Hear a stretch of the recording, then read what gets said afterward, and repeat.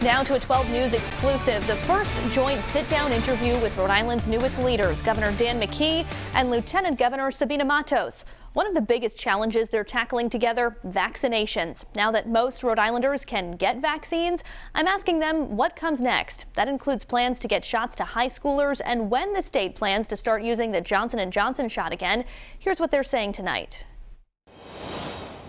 When it comes to the mass vaccination sites, particularly the one at the Dunkin' Donuts Center, especially with the convention center now, the hospital there being decommissioned, when do you expect those mass vaccination sites, again, particularly the one at the Dunk, to be closed down so that we can start having events there again?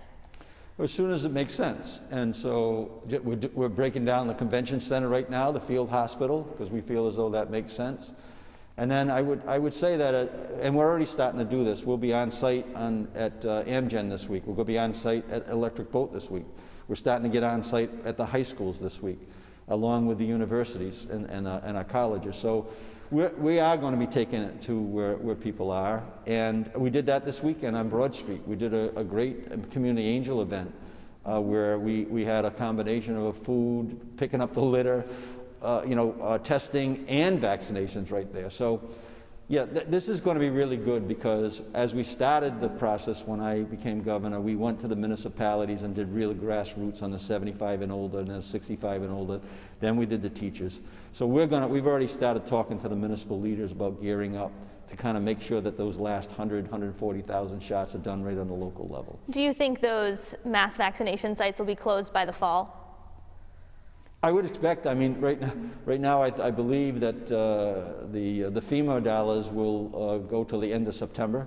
But I would expect that we're going to be at a very high percentage of people who are vaccinated, and a plan in terms of the students and by the fall. So I would expect that would be the case. You mentioned you will have vaccination sites at high schools potentially as soon as this week. Does that mean that kids can get vaccines at their schools by Friday?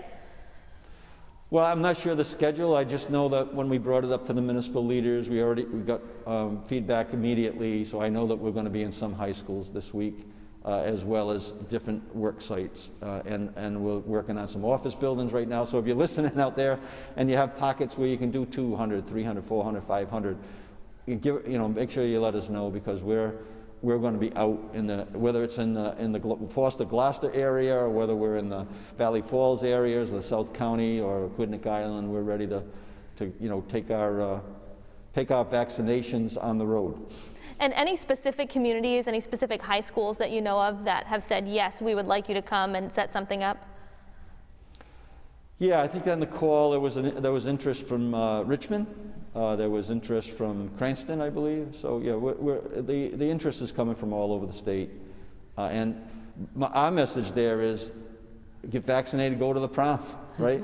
Get vaccinated, be at the graduation. Make sure your families are vaccinated. The more people who are vaccinated, the more robust those activities are going to be. And we want them to be, as they have always been, those great celebrations, those great family celebrations as people graduate and they attend their social events as they're coming out of the school year.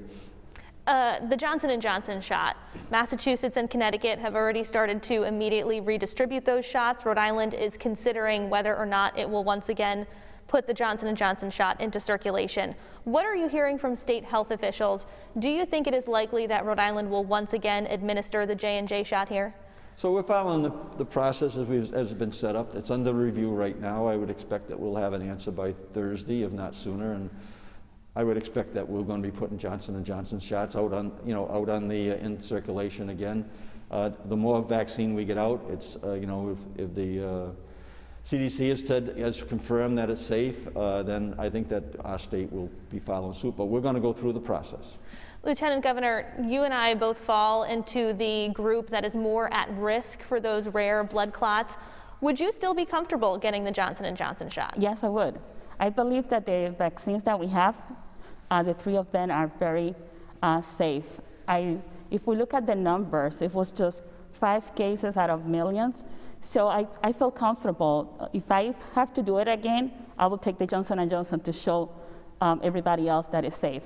So if there is a need for a booster shot, I will go with the Johnson & Johnson.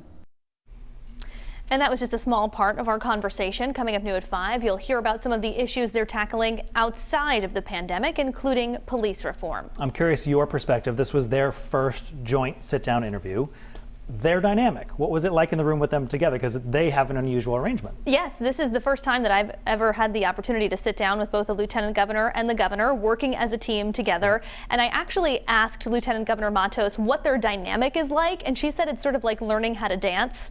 And then the governor said his wife would be really glad if he could learn how to dance. So they have a very good rapport. All right, good to see them together. Congratulations on the interview, by the way. Thank you. Well, the coronavirus has been the dominant topic of conversation in the state for more than a year. But in their first joint sit-down since taking office, Governor Dan McKee and Lieutenant Governor Sabina Matos also discussed some key pieces of legislation they're monitoring at the General Assembly that fall outside the scope of COVID-19. Before the pandemic struck, the proposal to award Twin River and IGT a 20-year contract to manage the state's lottery gaming technology was front and center at the Rhode Island State House. Now, legislation is back on the table, and we asked Governor Dan McKee if he supports it. I think there'll be a revised agreement based on my conversations with IGT this week, along with the leadership. So I'll be supporting that. So the answer is yes, based on what I'm expecting to see.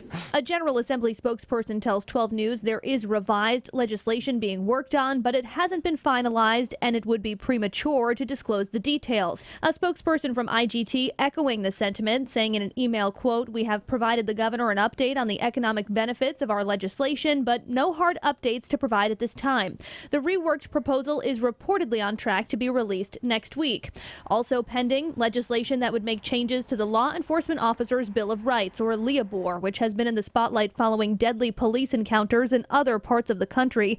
We asked McKee about the proposed changes last week. I'm not really familiar exactly what the articles should be. Any specific changes since last week, last Tuesday, when you were asked about this, that you think would be particularly important for LEOBOR? No, like I said, we'll review it when it gets to my desk. Well, I think I'll be signing a bill. And so I think that's the most important issue. Let it work its way through the General Assembly. And we'll have more of our conversation coming up at 6, including plans for vaccination clinics at local high schools. In their first joint sit-down interview, Governor Dan McKee and Lieutenant Governor Sabina Matos told 12 News about Rhode Island's evolving approach to the coronavirus pandemic as more people get vaccinated and the state heads towards fully reopening. Today, the governor told me he would expect mass vaccination sites to close by the fall and for the weekly coronavirus press briefings to move to a monthly format after Memorial Day. We also discussed the state's push to vaccinate more Rhode Islanders. Governor Dan McKee says he would expect mass vaccination sites to close by the fall as the state transitions to a more targeted approach. When do you expect those mass vaccination sites, again, particularly the one at the Dunk, to be closed down so that we can start having events there again? As soon as it makes sense. And so we're breaking down the convention center right now, the field hospital, because we feel as though that makes sense. And then I would say that, and we're already starting to do this, we'll be on site at Amgen this week. We're going to be on site at Electric Boat this week. We're starting to get on site at the high schools this week, along with the universities and our colleges. McKee says interest in high school clinics has come from across the state, mentioning specifically the communities of Richmond and Cranston. Cranston's superintendent telling 12 News in an email there is currently no timeline, but, quote, "We are very interested in providing vaccination clinics to our students. Our EMA and city are willing to assist us in this endeavor." Our message there is get vaccinated, go to the prom. Right. McKee says the state received an additional 50,000 doses of vaccine last week. This as Rhode Island health leaders mull whether to reinstate the single-dose Johnson & Johnson shot. It's under review right now. I would expect that we'll have an answer by Thursday, if not sooner. And I would expect that we're going to be putting Johnson & Johnson shots out on in circulation again. Lieutenant Governor, you and I both fall into the group that is more at risk for those rare blood clots. Would you still be comfortable getting the Johnson & Johnson shot? Yes, I would. If there is a need for a booster shot, I would go with the Johnson & Johnson. And coming up tonight at 10 and 11, I asked Governor McKee and Lieutenant Governor Sabina Matos about the ongoing issues with the Eleanor Slater Hospital. You can find our full conversation at WPRI.com.